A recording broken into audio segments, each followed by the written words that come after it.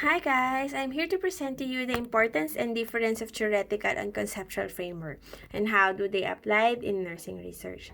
By yours truly, Miss Maria Christine Rose D. Orbase, MSN AUNZ First, I want to define what is theory. Theory, according to Abend, are formulated to explain, predict, and understand phenomena, and in many cases to challenge and extend existing knowledge within the limits of critical bounding assumptions. Theories are also generalizations about observation and consist of interrelated set of ideas and models. Next, what is theoretical framework? Theoretical framework is the structure that can hold or support a theory of a research study. The theoretical framework introduces and describes the theory that explains why the research problem under study exists. Actually, guys, theoretical and conceptual framework stands as a blueprint of our research paper. Theoretical framework gives rationale with regards to relationship among variables in the study.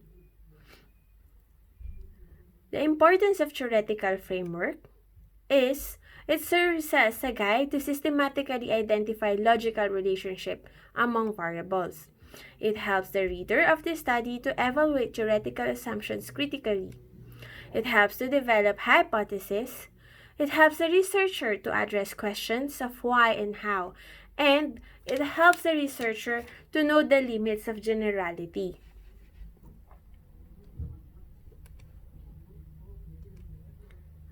The purpose of formulating the theoretical framework.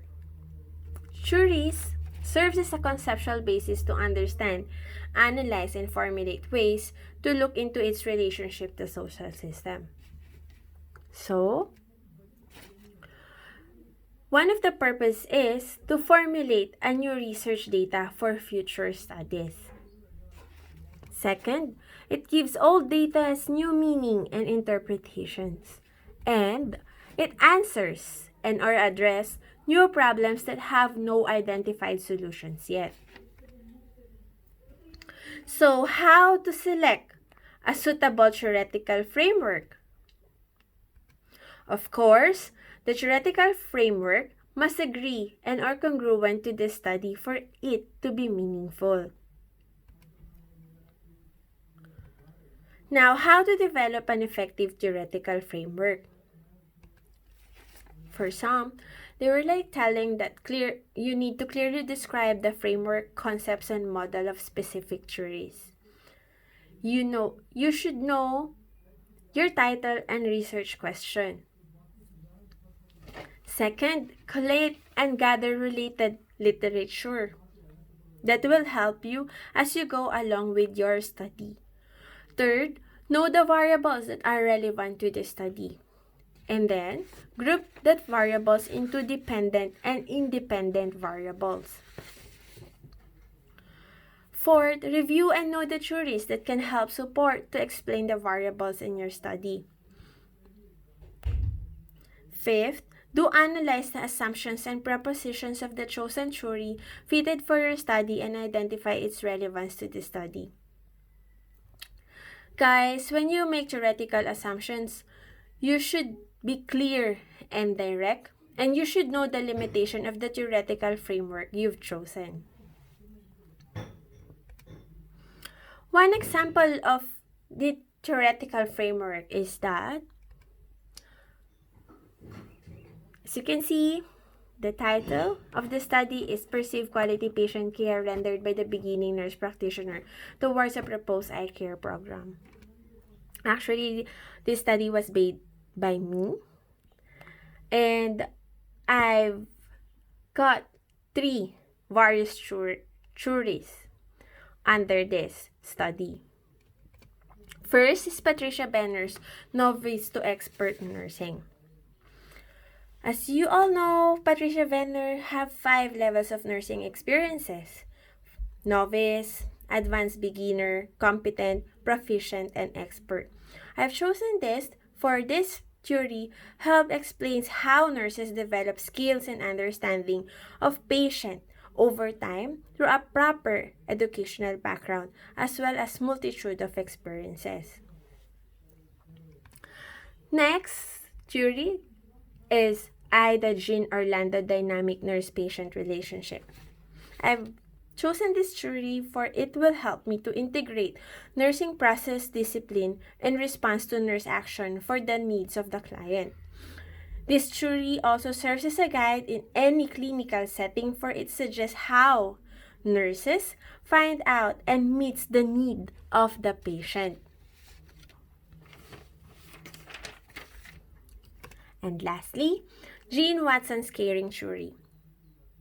Of course, Jean Watson's have 7 assumptions. So, for those who don't know, and this will serve as a review as well to you guys. The 7 assumptions of Jean Watson's are: caring can be effectively demonstrated and practiced only interpersonally.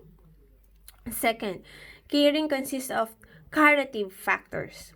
Third, effective caring promotes health and individual or family growth. Fourth, caring responses accept the patient as he or she is now, as well as what he or she may become. Fifth, a caring environment is one that offers the development of potential while allowing the patient to choose the best action for him or herself at given point in time. Sixth, science of caring is complementary to science of curing. And lastly, practice of caring is central to nursing. This theory helps my research paper for it concerns on how nurses care for their patients and how caring progress into better plans to promote health and wellness and prevent illness to restore health. So that's how it is. Next, we are going to go to concept or conceptual framework. First, I also want to define to you what is concept. Concept is an intellectual representation of some aspect of reality that is derived from observations made from phenomena. Example of this are stress, pain, anxiety, and a lot more. Next, what is conceptual framework? Conceptual framework is used to figure possible action or appropriate approach to an idea or thought. It is based on concepts and propositions derived from empirical observation and intuition.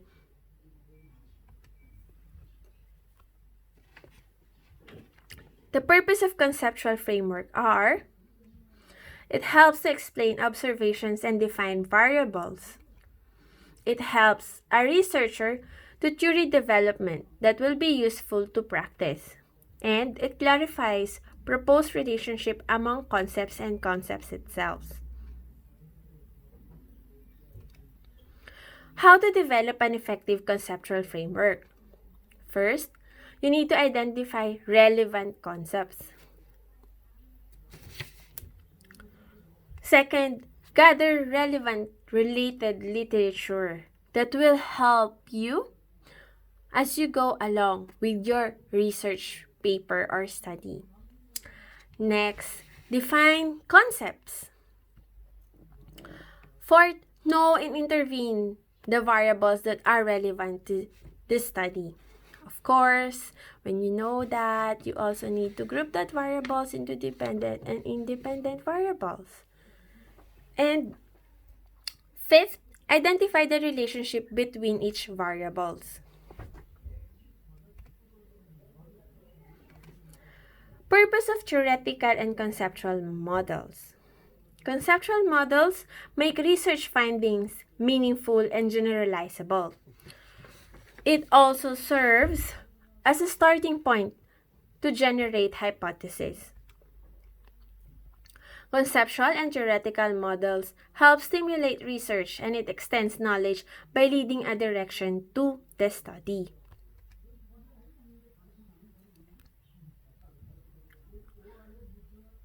Can theoretical and conceptual framework be represented by a model?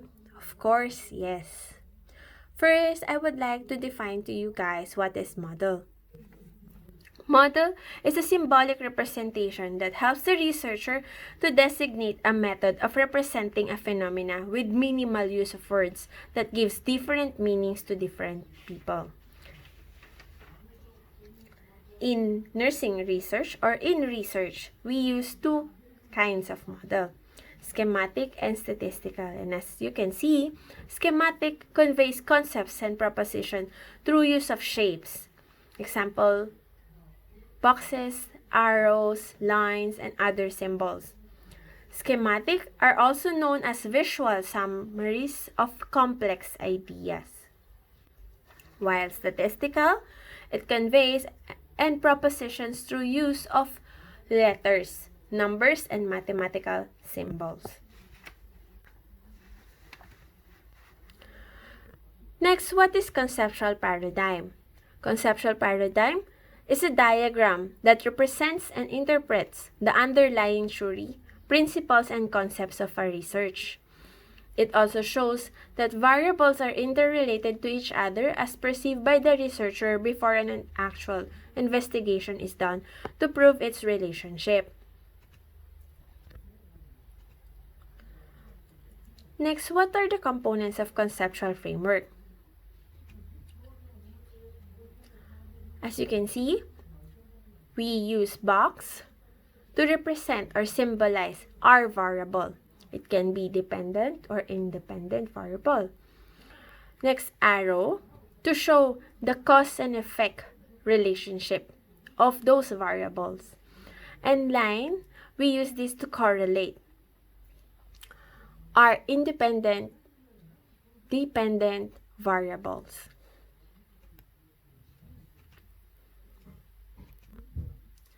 One example is a study to know if chronic exposure to sunlight can lead to skin cancer in women over 40 years of age. So, there are two variables associated with it. First, cancer and women over 40 years of age. Our dependent variable is women over 40 years of age. And our independent variable is cancer. So, this study claims that constant exposure to sunlight can cause precancerous condition and can lead to skin cancer. So, our dependent variable are women over 40 years of age who have exposure or who have experienced symptoms like fatigue, wrinkles, discoloration of skin because they have an exposure to sunlight. And our independent variable is cancer.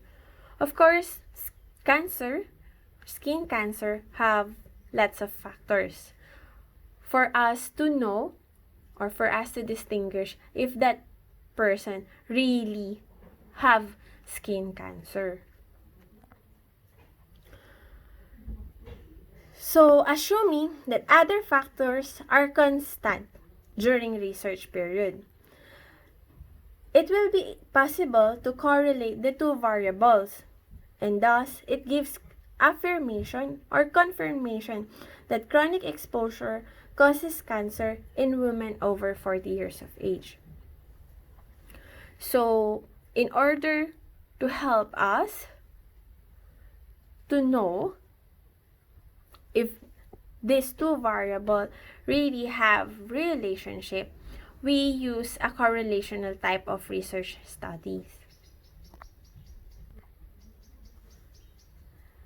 And one example, or we are all familiar is under conceptual framework is the IPO, which wherein we've got three boxes like the input, process, and output. So it also have independent and dependent variables. We also have an outcome or our proposed outcome for that. That is the best example of a conceptual framework for Our variables are symbolizes, or we use boxes to symbolize our independent or dependent variable.